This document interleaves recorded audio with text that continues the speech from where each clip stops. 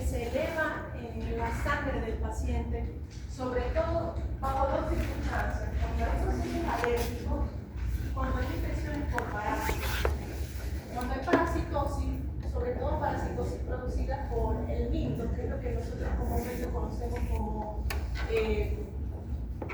gusano, se eleva la concentración de inmunoglobulina E en el suelo del paciente. Y también cuando hay procesos alérgicos. Vamos a hablar mucho de inmunoglobulina E cuando veamos la clase de hipersensibilidad, cuando veamos la clase de alergia. La inmunoglobulina D actúa básicamente como receptor de linfocitos. Los linfocitos B vírgenes, es decir, los linfocitos B que nunca han estado en contacto con un antígeno, que reciben el nombre de linfocitos B vírgenes, ellos tienen en su membrana celular dos tipos de inmunoglobulina. Inmunoglobulina M, que cuando está como receptor no es un pentámero, sino que es un monómero, y la inmunoglobulina D.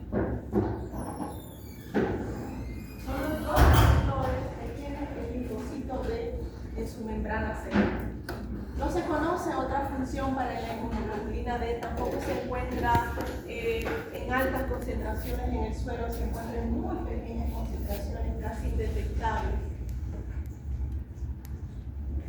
Aquí tenemos un cuadrito sobre las diferencias fundamentales. Estúdienselo para el examen, porque cualquier cosita que salga acá se les puede preguntar.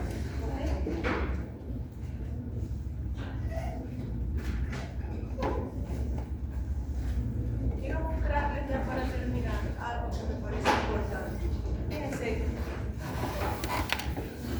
cuando nosotros tenemos un proceso infeccioso, nosotros como bioanalistas es importante que ustedes como futuros bioanalistas lo sepan. Cuando tenemos un proceso infeccioso, hay lo que se conoce como una curva de producción de anticuerpos. Los primeros anticuerpos que se producen son anticuerpos de la clase IgM. Aproximadamente 15 días después de que se inicia el proceso infeccioso, podemos encontrar en el suelo del paciente una IgM positiva. La primera semana no vamos a encontrar anticuerpos en el suelo del paciente. ¿Por qué?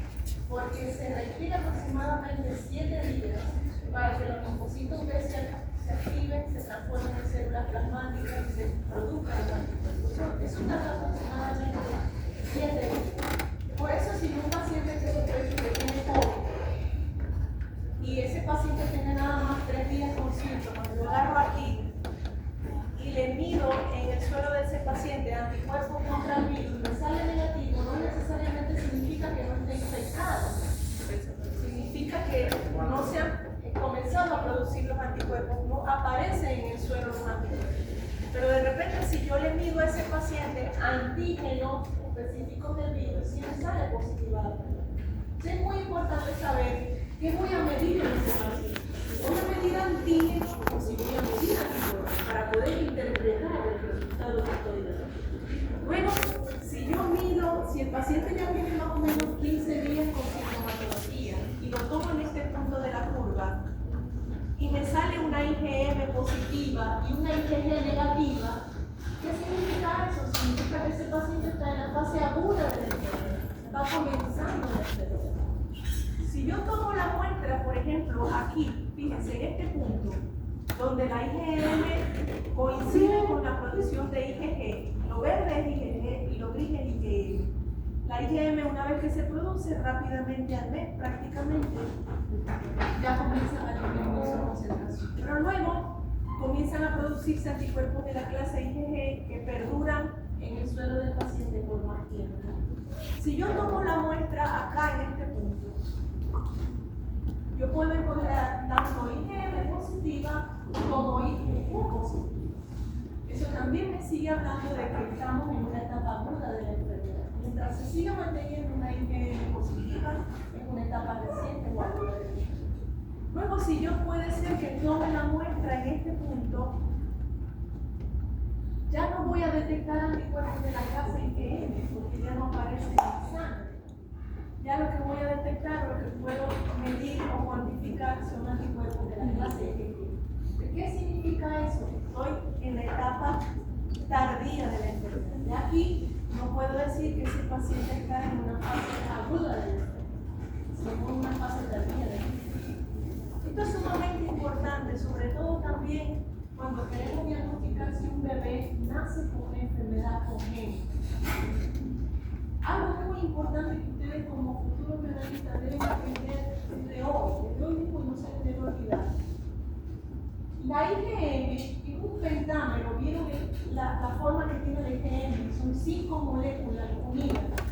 Es una molécula muy grande, la IgM no puede atravesar la barrera placentaria.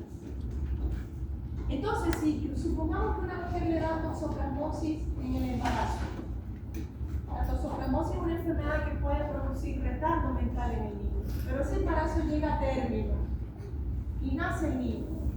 ¿Qué es lo que yo quiero saber, o el médico quisiera saber? Si ese niño se infectó con el parásito, si nació con toxoplasmosis. La única forma que yo tengo de saber eso es tomarle una muestra al niño recién nacido y medir los anticuerpos en sangre de ese niño. Si en ese niño yo encuentro una IgM positiva, significa que ese niño tiene una toxoplasmosis congénita. ¿Por qué? Porque la IgM no puede atravesar la barrera placentaria. Esa IgM es producida por el sistema inmunitario del niño. No sé si me siguen. Por lo tanto, ese niño, determinando yo una IgM, puedo saber si nació o no con toxoplasmosis.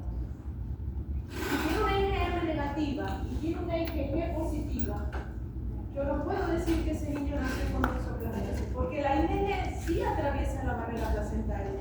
Y como sí atraviesa la barrera placentaria, esa IgG que estoy midiendo en el suelo del niño puede ser de la madre, que atravesó la barrera placentaria y se encuentra en la circulación del niño. Eso quiero que lo vean. ¿Cuándo esa IgG desaparecería en un bebé recién nacido? Bueno, de hecho desaparecería. ¿Te refieres a la IgG? Sí. Puede durar varios meses en el suelo del niño. Pero lo que te da el diagnóstico de si el niño nació o no con toxoplasmosis. Porque si tiene una IgM positiva, como esa IgM no puede atravesar la placentaria, esa IgM la produce el sistema inmunitario del niño. Por lo tanto, el niño se infectó, en útero se infectó. Pero se supone que, o sea, el sistema inmunitario del niño no debería producir esa... Un niño sano que no está expuesto a antígenos, pero cuando estamos hablando de toxoplasmosis, toxoplasmosis está en la sangre, puede infectar la placenta, atravesar la barrera placentaria y infectar el niño. Profe, Allí sí. o sea, como si encontramos una IgM positiva y que digamos que entonces el niño estaría infectado. Puedes encontrar una IgM positiva con una IgG negativa o puedes encontrar ambas positivas. Pero la IgM positiva te da el diagnóstico de infección intrauterina. O sea, el niño nació con la enfermedad. Y si solo hay IgM También, porque es que la IgM no atraviesa la barrera placentaria, quiere decir que esa IgM la produjo el sistema inmunitario del niño. Pero te voy a preguntar, y si yo tengo sospecha de que a mí me dio COVID, ¿no? Que yo paso el tiempo que quiero hacer, sería... Tienes que medir anticuerpos. ¿Y hace cuánto te dio? No, es mi ejemplo, porque la otra vez pasó así. Porque es importante saber hace cuánto te dio. La otra vez pasó así. Porque si me dices, no, eso fue ya hace 2 meses, y te sale una IgM negativa y una IgG positiva, no se puede saber. Porque hace la decisión cuánto tiempo atrás te dio. En el 2022